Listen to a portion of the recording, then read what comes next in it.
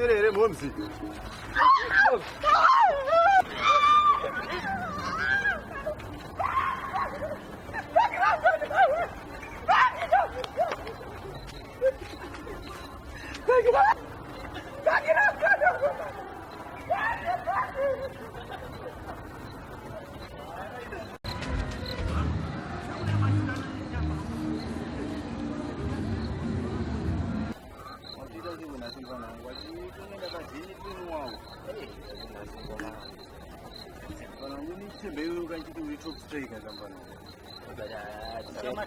Una kama mzidi penedi fritike.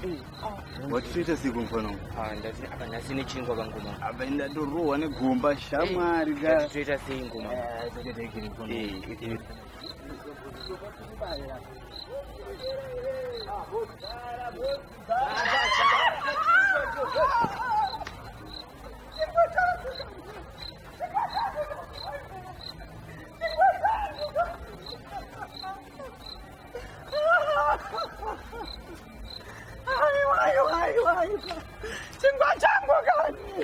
Wangu. Wewe ndio wane gumba bana utafika. Bana. Baba ndio ngakufa. Ngakufa kwa pea. Aiwa. Hapa. Kama mpura. Nika fish. Sura gani mbonongo? Sura kangu. Sura gani mbonongo? Tapinda momsi yeye. Mpana wangu. Ha. Mpana wangu. Kama ngati. Nataka yenda mbonongo. Ndio saya. Abantu.